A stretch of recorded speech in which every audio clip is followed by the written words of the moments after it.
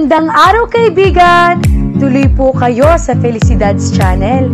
Sa mga kwento ng buhay at pag-ibig na hinalukay sa natatagong baul ni Felicidad. Pero bago po tayo magpatuloy, huwag niyo pong kalilimutan na i-like ang video, i-subscribe ang channel, at i-click ang notification bell para lagi kayong updated sa mga parating pa na upload.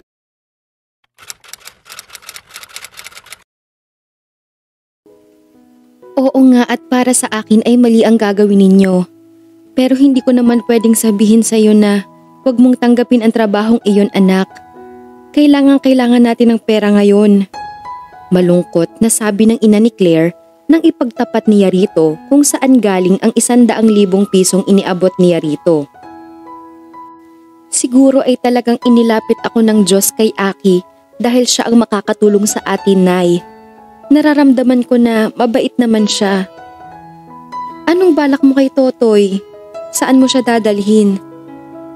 Wala akong choice kundi pakiusapan si Tia Gina na doon muna sa kanila si Totoy sa maghapon. Ihahatid ko siya roon sa hapon, tapos susunduin ko sa umaga. Magbibigay na lang ako ng pera para sa pagkain niya. Pero naroroon ang tatay mo, Claire. Baka mapahamak ang anak mo kapag lasing siya. Alam mo naman ang ugali nun kapag nalalasing. Nag-aalalang sabi ng nanay niya. Napabuga siya ng hangin. Hindi naman siguro siya pababayaan ni Tia Gina, Nay. Saka hindi naman makulit si Totoy eh. Sasabihan ko na lang na umiwas kay tatay. Hindi ko naman kasi pwedeng ipakiusap si Totoy kay na Ate Marga dahil masikip ang bahay nila. Tapos ang dami-dami pa nila roon. Sumang-ayon na rin ang nanay niya. Hindi na ako magtatagal, Nay. Dadalaw-dalaw na lang ako rito. Nasa labas si Benji at hinihintay niya ako. Nakakahiya naman, baka mainip yun. Dito na kami dumiretso pagkabigay ni Aki ng pera. Pupunta kami sa shop ni Ate Marga. Doon na lang ako mamimili ng damit para naman makabenta siya. Saka para makatipid na rin. Nakakahiya kay Aki kung binigyan na nga niya ako ng pera para sa ospital, pati pang shopping ng mga damit ko gagastusan pa niya. Abuso na iyon. Sige, mag-iingat ka lagi, anak. Since palalabasin nyo nga na kunwari ay may minamanage kang sariling RTW shop, okay lang kung simpleng jeans at blouse ang suot mo araw-araw, di ba? Sabi ni Marga noong nasa shop na sila ng hapong iyon. Dahil updated ito sa uso, dito na lang niya ipinagkatiwala ang pagpili ng mga damit na kakailanganin niya. Tamang-tama iyon dahil hindi na bumitaw sa pagkakayakap sa kanya si Totoy pagdating niya roon. Itong sleeveless na ito, pwede mong gawing inner blouse doon sa blazer na nagustuhan mo. Tapos, ipares mo na lang doon sa maong skirt. Pwede mo ring ternohan ng white sandals. Tara, bili tayo ng shoes. Hinila nga siya nito patawid sa kabilang mall. Bumili sila ng sapatos at iba pang gamit gaya ng shoulder bag at accessories. Naiwan ang kapatid nito na siyang kanang kamay nito sa shop.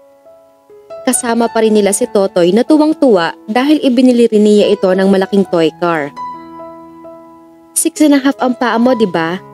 Tanong ni Marga nang nasa loob na sila ng tindahan ng sapatos. Eto, isukat mo. Pwede ito sa palda at skinny jeans. Naku, ang taas naman ng heels niyan. Reklamo niya. Ano ka ba? 3 inches lang yan. Pwede mo pang itakbo yan ng walang kahirap-hirap. Hindi ako sanay magsuot ng ganyan. Pwes, sanayin mo na ang sarili mo. Mamayang gabi mag-practice kang maglakad-lakad suot ito. Sandali, kailangan mo pa ng isang pares. Hayun, yung black naman, mukhang maganda yon. Wala siyang nagawa kundi sumunod na lang dito. Nakabili pa sila ng 2 flat sandals bago nila isinunod ang pagbili ng mga fashion earrings at 2 dress wristwatch. Kailangan mo ang mga ito. Itong chandelier earrings na ito, bagay ito sa'yo. Isinuot nito sa kanya ang hawak na pares ng hikaw. Hayan, ang ganda. Bagay na bagay sa'yo. Susme, ang bigat sa tainga. Gaga, huwag ka nang magreklamo. Ganyan talaga. Masasanay ka rin. Pagkatapos nilang mamili, ay dinala naman siya ni Marga sa isang beauty salon. Masyadong mahaba ang buhok mo, miss. Sabi ng baklang hairstylist na sumalubong sa kanila. Natural na natural ang buhok mo. Hindi mo pa nararanasang magparelax o kaya ay magpareband ano? Umiling siya. Good. Hayaan lang natin na ganyan kahaba. Pero ile-layer ko na lang siya para magkaporma ha. Sige. Nagsimula na itong magtrabaho. Naging maganda naman ang kinalabasan ng buhok niya. Bagay na bagay sa kanya ang bagong hairstyle niya. Mas bumata siyang tingnan. Oh, anong say mo ngayon sa hair mo? Maluwang ang ngiting tanong ng baklang hairstylist. Napangiti siya. Maganda. Well, thank you. Pero teka, pwede ko bang pakialaman itong kilay mo tita? Sobrang lago na kasi at wala man lang porma. Hindi mo ba pinaplakyan o inaahit? Umiling siya. Wala na kasi akong oras para sa mga ganyan eh. Pwes, ngayon ay aahitan ko at ipoporma ang mga yan. Sige nga, sabi ni Marga na nakaupo lang sa isang tabi. Nasiyahan uli siya sa pag-aayos ng bakla sa mga kilay niya. Habang nakatingin sa kanyang refleksyon sa salamin, ay lihim na napahanga siya sa nakikitang pagbabago sa kanyang hitsura. Nagpa-manicure at pedicure din siya roon. Wow! Sa simpleng gupit lang ay lumutang agad ang kagandahan mo, Claire. Bulalas ni Benji nang makita siya. Pasalamat ang isa riyan at nauna ko siyang nakilala. Sinulya pa nito si Ate Marga. Sumimangot si Marga. Loko ka? Insecure na nga ako kay Claire, gaganyanin mo pa ako? Tumawa ang binata. Joke lang, ito naman oh. Syempre, hindi kita ipagpapalit kahit kanino. Ikaw talaga? Malambing na sabi agad ni Benji. Natawa si Claire sa paglalambingan ng magnobyo. Kapag kuwan ay sumeryoso siya. Ate Marga, salamat ha. Saka sayo rin Benji. Kung hindi dahil sayo, hindi kami makakaraos para sa unang gastusin ng pamangkin ko sa heart center. Thank you rin bruha, dahil sayo may bago akong sandals. At thank you rin sa 3 pares ng briefs Claire. Singit ni Benji. Nagkatawanan sila. Malapit na sa maliit na bahay ng kanyang tiya Gina sina Claire. Squatters area iyon at maraming tambay na nagkalat sa daan. Nadat na nila ni Totoy na nakaupo ang kanyang ama sa kawayang upuan sa labas ng barong-barong ng tiyahin niya. Sa tabi nito ay may bote ng hinebra. Napailing siya. Pasado 9:00 pa lang ng umaga pero alak na ang inaasikaso ng tatay niya. Mano po, untag niya rito. Pabalang na tinanggap nito ang kamay niya. Oh, anong problema? Bakit bihis na bihis ka yata? Tanong nito na saglit na hinagod siya ng tingin. Teka, parang ibang hitsura mo ngayon ah. Kumekerengkeng ka na ba uli, Claire? Tay! Inis na sambit niya. Okay lang naman kung kumerengkeng ka eh. Pero sana naman ay wag ka nang maging bobo sa pangalawang pagkakataon. Wag ka na uli magpapabuntis kung hindi ka susustentuhan ng lalaki mo. Gustong-gusto niyang sagutin ito ng pabalang pero nagpigil siya. Pumasok na lang sila sa loob ng bahay. Nadat na niya ang tiya Gina niya na abala sa paghuhugas ng pinagkainan sa kusina. Nagmano siya rito. Kumusta ang anak ni Lorna? Usisa agad nito. Next week ho ang assessment. May nakalaan na para doon. Pero iyong sa operasyon mismo ang wala pa tiya. Saan kayo kumuha ng para doon sa assessment na sinasabi mo? May tumulong ho sa amin, sabi niya. Saka niya inilahad ang pakay niya rito. Ipinagtapat niya ang ginawang pagtulong ni Aki sa kanya at ang kabayaran na hinihingi nito. Sa umaga naman ho dito ako dederecho para kunin si Totoy. Sa amin kami matutulog. Tapos ibabalik ko siya rito kinahaponan ng susunod na araw. Mag-iiwan ho ako ng panggastos tiya Gina. Mabuti naman kung ganoon. Alam mo naman na nakabudget ang pera namin dito. Pinagkakasya ko lang ang pedala ni Bob para sa mga kapatid niyang nag-aaral. Isa rin kasing problema yung tatay mo. Wala nang ang trabaho. Hindi pa matigilan ang pag-inom ng alak at paninigarilyo. Kung hindi ko naman mabilhan ng alak, inaaway ako. Ang damot-damot ko raw at kung ano-ano pa. Hay nako! Napahugot siya ng malalim na hininga bago dumukat ng pera sa bulsa ng pantalon niya. Eto ang 2,000 tiya. Bahala na muna kayo rito. Aba, may ate ka Claire. Nakangising bulalas ng kanyang ama na hindi niya namalayang sumulpot sa kusina. Pinapormal niya ang mukha. Panggastos niyo ni Totoy rito, tay. Dito muna maiiwan si Totoy mula hapon hanggang umaga. Hindi na ito nagtanong kung bakit. Agad na inilahad nito ang palad sa kanya, nang hihingi. Bigyan mo ako ng 100 dyan. Magpapagupit lang ako at mahaba na ang buhok ko. Hay naku Claire, akin na nga yung pera. Nakikisingit na naman ang ama mo eh. Inaabot na nga niya ang pera sa kanyang tiyahin.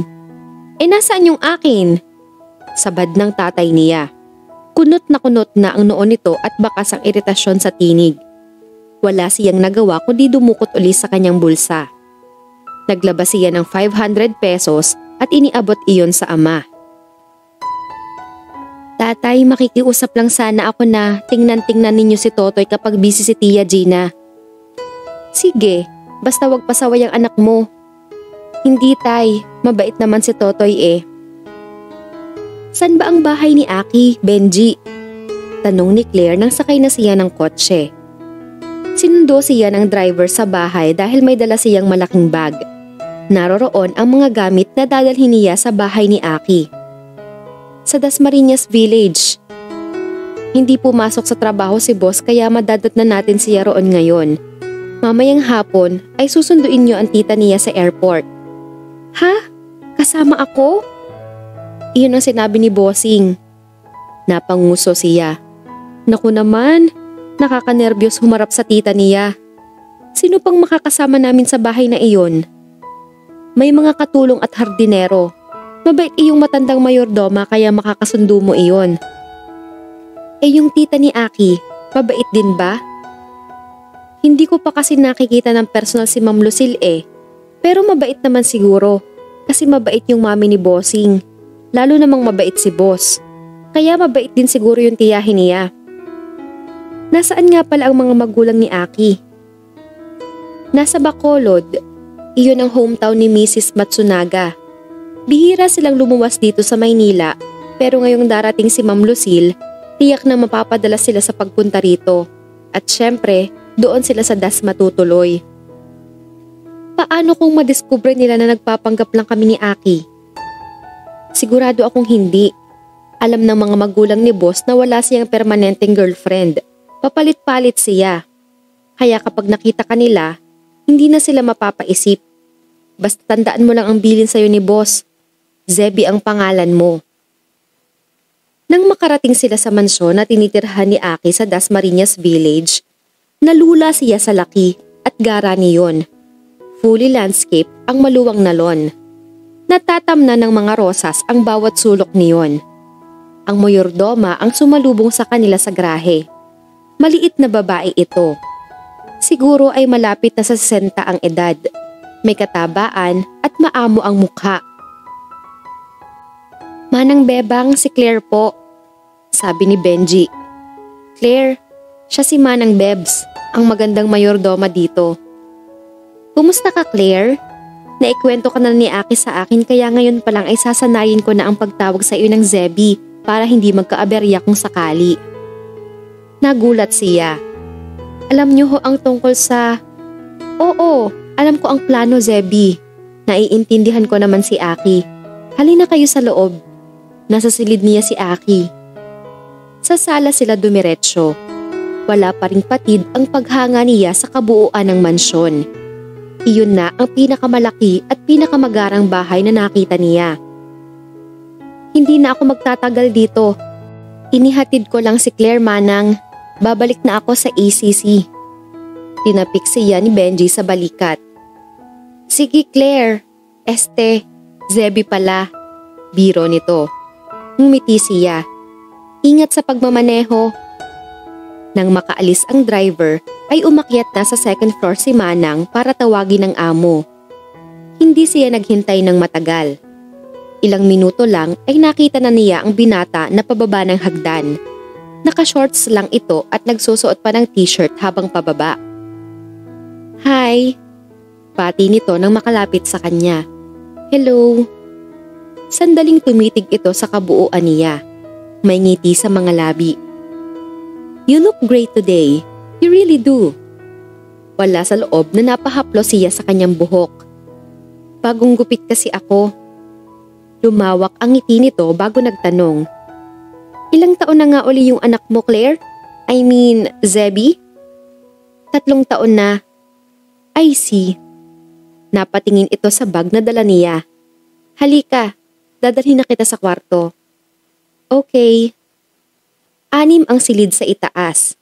Ang pinasok nila ay iyong nasa pinakadulo. Maluwang iyon, magara, fully air-conditioned at wall-to-wall ang carpet. This is my bedroom, Zebby. Pero ito ang magiging kwarto mo mula ngayon. Doon muna ako sa guest room na adjoining room nito. Pag naririto kasi si tita, natural na i-expect niya na ito ang inookupa natin. So, kapag aakyat si tita, dapat narito ka sa silid na ito. Pero nasa ibaba ang kwarto niya, malapit sa sala, kaya wala masyadong magiging problema.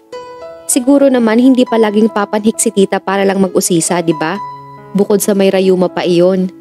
Natatawang sabi nito. Tumango siya. Inakay siya nito patungo sa sofa sa tabi ng bintana. Magkatabi silang naupo roon. My parents will be here on Monday. 2 days sila rito. Doon sila sa isang guest room. So, kailangang maingat tayo kapag nandito sila. I will have to sleep in this room. Pero dito ako sa sofa. Hindi niya alam kung ano ang magiging reaksyon doon. Tinapik nito ang balikat niya. Trust me, I will behave like a true gentleman, Zebby. Hindi ko ugaling magsamantala sa mga babae. So, you just need to relax, okay? Tumango siya. Good. Gamitin mo ang closet para sa mga gamit mo. Mamayang hapon, susunduin natin si tita sa airport. Gusto ko sana na mapaniwala natin siya na talagang nagmamahalan tayo. Okay. Tatawagin na lang tayo ng maid kapag lunchtime na. Doon lang ako sa kabilang kwarto, okay? Okay, sige.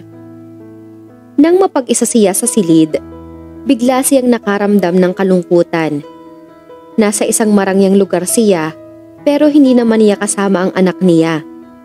Nangangamba rin siya dahil hindi niya alam kung ano ang kahihinatnan ng pagpapanggap nilang iyon ni Aki. Bakit, Claire? Umaasa ka ba may ibang kahihinatnan yon? Napakurap siya, sabay iling. Erase. Ano ba ang pinag-iisip niya?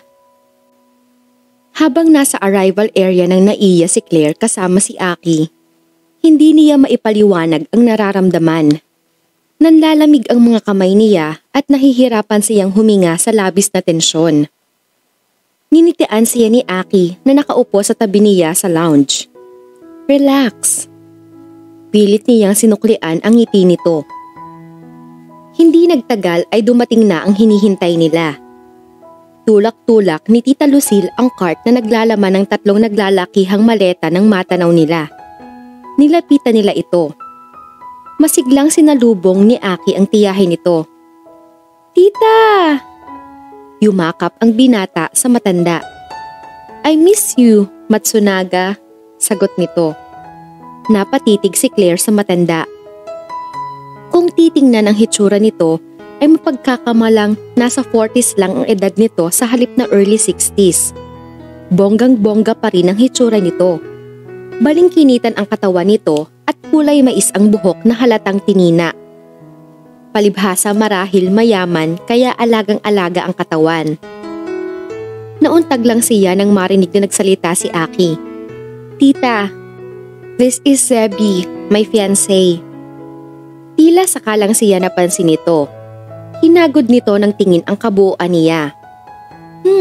Very pretty. How are you, Zebby? Fine po. Matipid na sagot niya.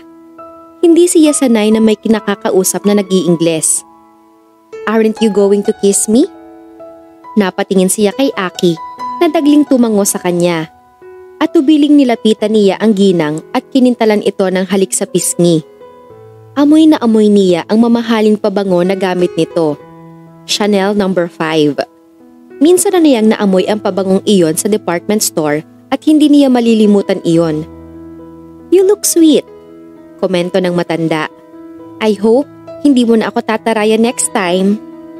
"Naku, pasensya na po kayo last time," praktisadong sabi niya.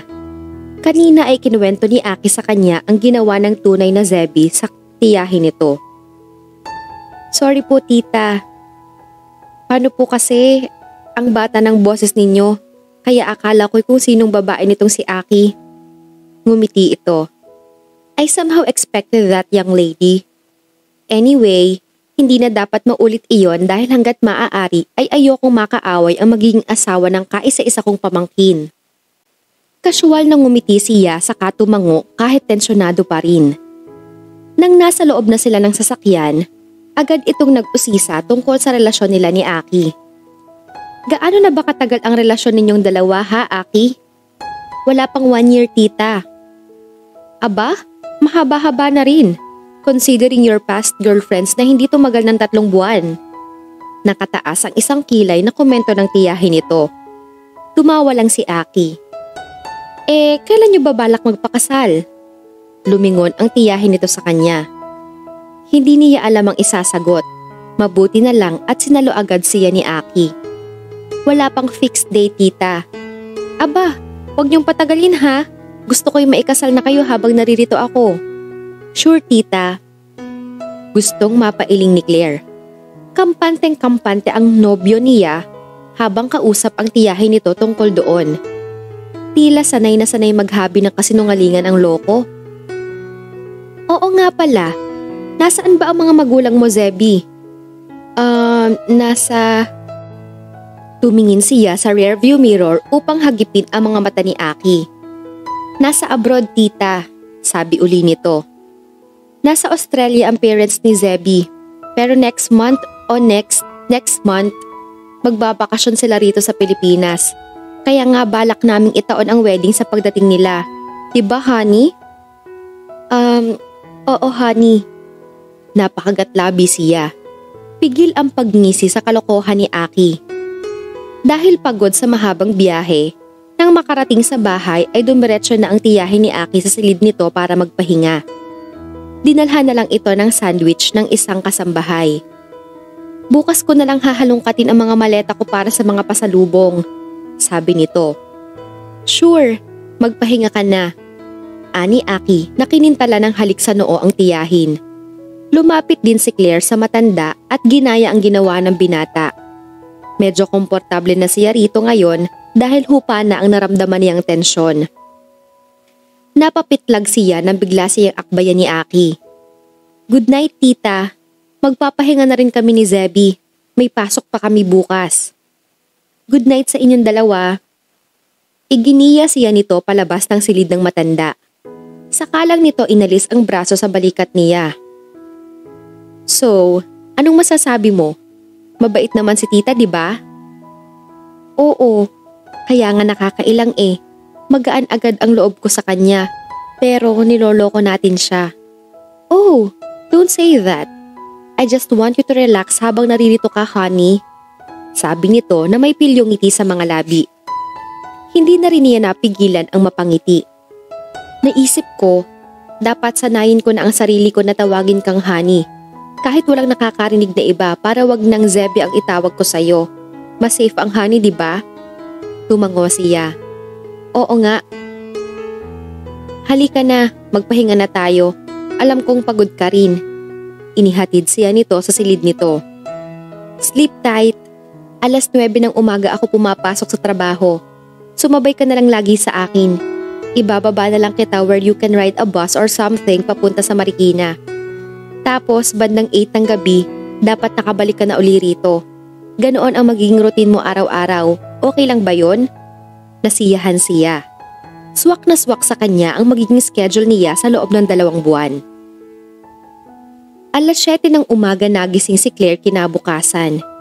Katatapos lang niya mag-toothbrush at maghilamos ng katukin siya ni Aki. Nang pagbuksan niya ito ay nginitian siya nito. Naka-boxer shorts at white sando na pantulog ito. Halatang bagong gising din. Humanga siya sa kagwapuhan nito. Tila mas tumingkad iyon ngayong bagong gising ito. Good morning! Bati nito. Morning! Nakatulog ka ba ng maayos? Hindi masyado, pag-amin niya. First time ko kasing malayo sa anak ko at matulog nang hindi siya katabi. I'm sorry to hear that. Ngumiti siya. Okay lang, masasanay rin siguro ako. Ano nga pala pangalan ng anak mo?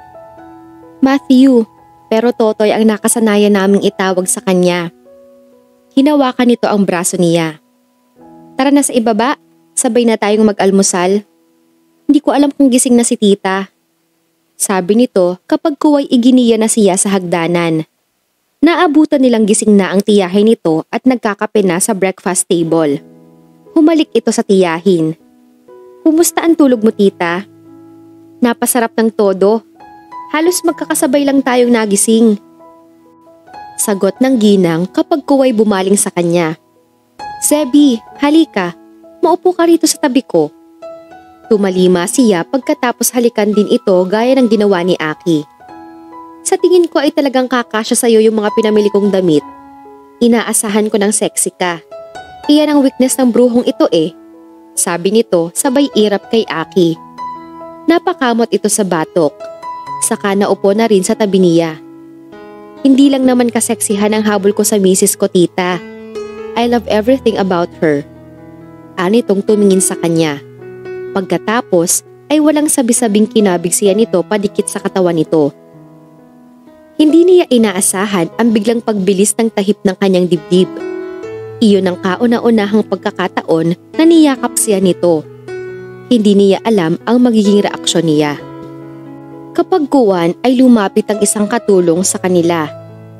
Magtitimpla na po ba ako ng kape ninyo sir? Ma'am Zebi? Bumitaw ito ng yakap sa kanya. Sige manang, tugon nito, saka bumaling sa tiyahin. Tita, kumusta na kayo ni tito? Hindi mo ba siya namimiss? O talagang desidido ka nang i-divorce siya? Ayoko munang pag-usapan siya. Mabilis na sagot nito. Ang mabuti pa, ibili mo ako ng SIM card. Kukontakin ko ang mga amiga ko para madalaw naman nila ako rito. Wala pang nakakaalam na nandito ako. Sure. Saan ba ang shop mo, Zebi? Naumid ang dila niya. Tumikhi muna siya bago nagsalita. Sa Marikina pa ho, tita. Naku, ang layo pala. Bala ko pa naman sanang pumasyal doon sa isang araw. Mabilis na sumingit si Aki. Mapapagod ka lang sa sobrang traffic, tita. Hindi naman nagpumilit ang tiyahin nito kaya nakahinga siya ng maluwag. Kasunod ng pagsisilbi ni Manang ng kape, naghain na rin ito ng almusal. Habang kumakain, ikinuwento ng ginang sa kanya ang love life nito. Mula sa pagkakaroon nito ng kabi-kabilang boyfriends noong high school hanggang sa pag-aasawa nito right after college graduation. Masayahin ito at sa kabila ng estado sa buhay ay medyo jologs din ito. Nag-e-enjoy siyang makinig sa mga kwento nito. Teka, saka na uli ang kwentuhan, sabi ni Aki pagkatapos nilang kumain. Lagi kaming magkasabay ni Zebi papasok sa trabaho. Okay, no problem. Teka, pupunta ka pa rin ba sa shop mo bukas, Zebi? Opo, tita. Pero may magmamanage naman siguro sa shop mo kapag wala ka, di ba? Magpapasama sana ako sa iyo sa Glorieta bukas. Tayong tatlo ni Aki. Si Aki ang sumalo sa pagsagot. May assistant si Zebi roon, tita. Pero syempre, hindi naman niya pwedeng basta ipagkatiwala ang kaha. Hands-on siya sa shop niya, kaya siya lang talaga ang nauupo sa kaha. Ganoon ba? Yes, tita. Well, paano? Magpe-prepare na kami? Naka-off ang driver ko today kaya ako ang magdadrive. Okay. Sabay nang umakyat ang dalawa. Dumiretso siya sa silid ni Aki at ito naman ay pumasok sa adjoining room. Mabilis na naligo siya. Eksaktong 9:00 ay umalis na sila. Ibinaba siya ni Aki sa Ayala Center. Ingat sa biyahe. Nasa iyo na yung cellphone number ko, di ba? Ibinigay ba ni Benji? Hindi eh, tugon niya. Okay. Ididikta ko, isave mo. nilabas niya ang cellphone niya mula sa kanyang mumurahing bag. Oh my God! Parang na-eskandalong sabi nito, nakamaang sa kanyang cellphone. Nagtatakang tiningnan niya ito. Bakit?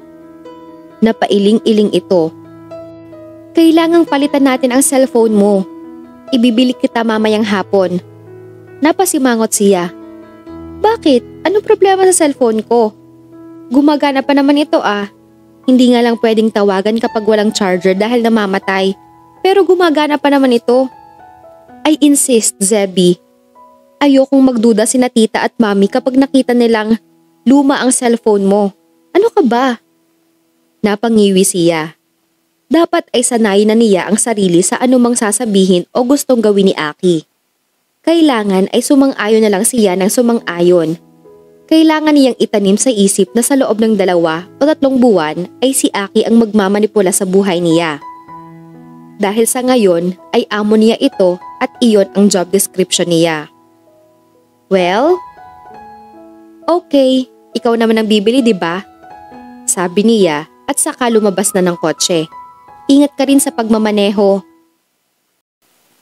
Abangan ang susunod na kabanata.